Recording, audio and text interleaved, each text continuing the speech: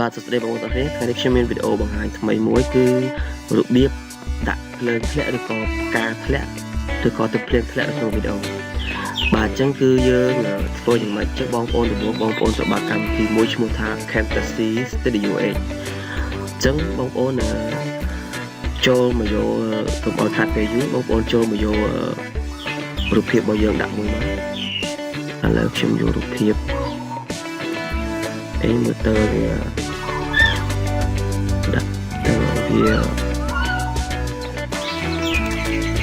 បាទនេះគឺជារូបភាពទឹកភ្លៀងខ្ញុំដាក់ទឹកភ្លៀងបាទហើយនេះខ្ញុំយករូបភាពផ្សេងមួយទៀតនេះរូបភាពភ្លើងធ្លាក់បាទហើយខ្ញុំទៅយករូបភាពឲ្យផ្សេងបន្តទៀតដាក់ណាចេះ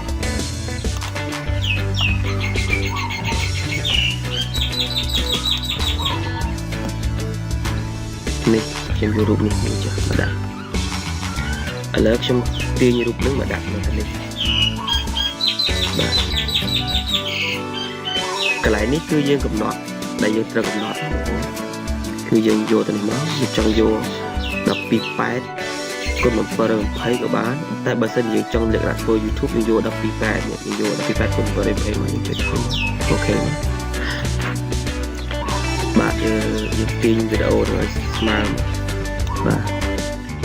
ហើយយើងអូសវារៀងវែងតិចប៉ុណ្ណឹងព្រីកវាធំតិច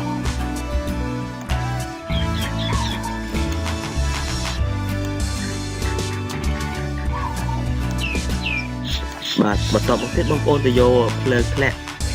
នេះឧទាហរណ៍ខ្ញុំយកភ្លើងធ្លាក់នេះមួយចាស់ដាក់បាទយើងរៀបអូសរៀងវែងបាទគឺយើងផ្លេមកគឺបាត់រូបដែលកូនក្មេងមិញហើយអញ្ចឹងបងប្អូនទីវាសាថ្មីមកបាទគឺរៀបឲ្យអប់មកហើយបងប្អូនយកកន្លែងនេះ Resolve Propertiesហើយយើង select ក្រៅមកយើងយកពាក្យថា remove the color យើងចុចវាមកគឺកន្លែងគ្រីហ្នឹង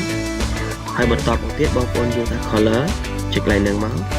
ហើយបងប្អូនយកកន្លែងនេះselect color ឲ្យរូបប៊ិចហ្នឹង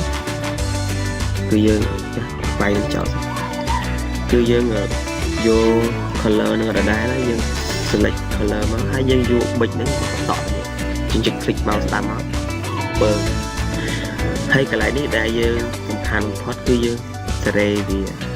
ឲ្យវាធ្លាក់តិចធ្លាក់ច្រើនបាទគឺខ្ញុំនឹង play សាក់មើលបាទនេះគឺបងប្អូនឃើញរូបការធ្លាក់បាទអញ្ចឹងយើងធ្វើវាឲ្យរៀងធ្លាក់រៀងច្រើនតិចបងប្អូនគាត់រំកិលអានេះមកតិចមកនេះអត់សូវច្បាស់យកប៉ុណ្នេះហ៎នេះធ្លាក់រៀងប៉ុណ្ណេះហើយយើង play ម្ដងទៀតបាទបងប្អូនប្រកាសជាឃើញនេះគេភ្លើងធ្លាក់ហើយបើសិនជាបងប្អូនអត់ចង់ដាក់ background លើភ្លើងធ្លាក់ហ្នឹងទេបងប្អូនលុបអាហ្នឹងចេញមកដាក់រូបទឹកភ្លៀងធ្លាក់អីវិញបងប្អូនគ្រាន់តែ click កន្លែងហ្នឹងមកហើយដាក់យកកន្លែងរូបកន្ត្រៃនេះដាក់ទៅវាបាត់ហើយអញ្ចឹងខ្ញុំទៅយក background ទឹកភ្លៀងធ្លាក់មកដាក់វិញនេះខ្ញុំបានយកមកដាក់មកពីមុនបាទខ្ញុំយកមកដាក់វាអញ្ចឹងខ្ញុំយកពាក្យដដែលពាក្យថា Resolve Properties នេះដដែលហើយយើង select ក្រោមមកហើយយើងយកពាក្យ Remove Color បាទហើយយើងចុចសញ្ញា color ដដែលហើយយើងយកកន្លែងរូបប៊ិចហ្នឹងគឺ select color ហើយគឺយើងដាក់មកលើវាមកបាទអញ្ចឹងវាបានជាងកន្លែងនេះកន្លែងដែលយើងត្រូវសេរីវាបាទបងប្អូនឃើញត្រូវសេរីវាទាញវាមកបាទប៉ុណ្ណេះអញ្ចឹងទៅយើង play សាម